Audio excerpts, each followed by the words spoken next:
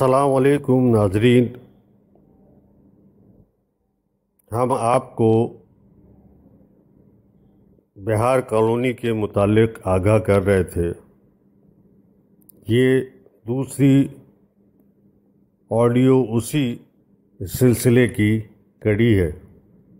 آپ سے درخواست ہے کہ ہمارے یوٹیوب چینل کو سبسکرائب کیجئے، بیل آئیکن کو پریس کیجئے، ہماری ویڈیو کو شیئر کیجئے اور اپنی آراء سے آگاہ کریں تاکہ ہم اس کو مزید دلچسپ اور معلوماتی بنا سکیں۔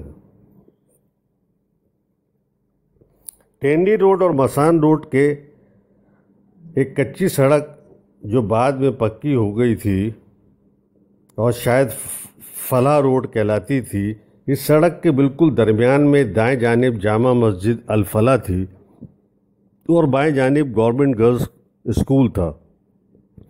یہ بہار کالونی کا شاید سب سے بہتر، صاف اور تعلیم یافتہ علاقہ تھا۔ اسکول کے بائیں جانب ایک اونچے چبوترے پر بنے ہال نما کمرے میں مخزن ادب لائبریری تھی، جہاں ریڈنگ روم بھی تھا۔ لائبریری کی ممبرشپ تھی اور یہیں سے میں کھلونا، نئی دہلی، تعلیم و تربیت، پھلواری، بچوں کی دنیا، غنچہ جیسے بچوں کے رسالے اور فیروز سنز کے بچوں کے ناول، علی پر کیا گزری، محمود کی آپ بیتی، دو یتیم، بہادر علی وغیرہ سے متعارف ہوا۔ یہیں پر ایک سرکاری ڈسپنسری بھی تھی جہاں مفت علاج ہوا کرتا تھا۔ مسجد کے بائیں جانب یعنی سڑک کی طرف دکانیں تھیں، کتابوں اور اسٹیشنری کی ایک دکان، مکتبہ ملی۔ مجھے آج بھی یاد ہے، مکتبہ ملی اور مخزن ادب جیسے ناموں سے آپ بہار کالونی والوں کے ادبی ذوق کا اندازہ لگا سکتے ہیں۔ مسجد کی دوسری طرف فٹ بال گراؤنڈ تھا، جہاں مقامی 11 اسٹار کے علاوہ کالاکوٹ، کلری، بغدادی اور کراچی کی مشہور ٹیمیں کھیلنے آتی، اور عصر کے بعد یہ میدان کسی بڑے اسٹیڈیم کا سما پیش کرتا۔ مسجد کے داخلی دروازے کے سامنے میدان شروع ہونے سے پہلے مکانوں کا ایک سلسلہ تھا، جس میں ایک گھر کی پیشانی پر سیمنٹ سے بڑے بڑے حروف میں لکھا ہوا تھا قبلہ نما، جس کے سامنے چھوٹے سے آتے میں آرام کرسی بچھائے ایک باریش اور نہایت بارواب صاحب اخبار یا کوئی کتاب پڑھتے نظر آتے۔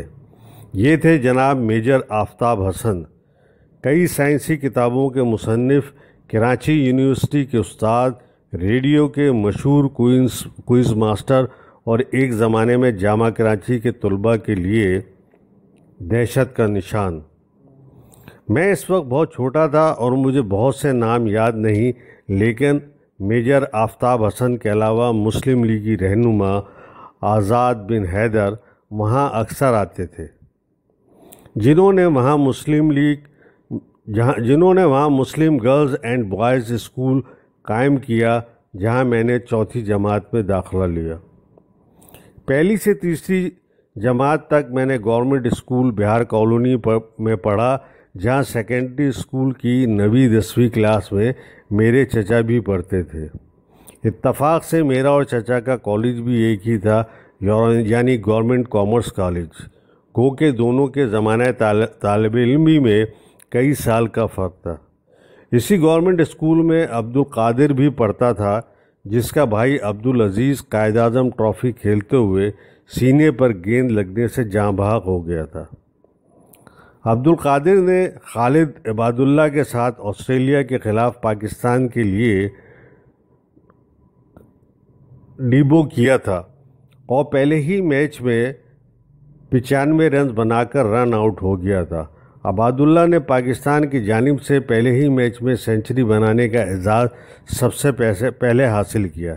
میرے چچا کے ساتھ ایک سانولے رنگ اور لمبی سی ناک والا لڑکا پڑھتا تھا، جو مولانا حسرت موہانی کا نواسہ تھا۔ بہار کالونی بے شک ایک ٹوٹی پھوٹی، غلیظ اور غریبوں کی بستی تھی، لیکن یہاں کا ماحول بڑا علمی تھا۔ یقین جانیے، اس کے بعد میرا رہنا اور آنا جانا سوسائٹیز کے علاقوں اور ڈیفنس وغیرہ میں بھی ہوا، لیکن ایسے سلجھے ہوئے اور پڑھے لکھے لوگ مجھے کہیں اور نہیں ملے۔ یا نہ صرف ہمارے گھر میں بلکہ پڑوسیوں کے ہاں کتابیں اور رسالے ضرور آیا کرتے تھے۔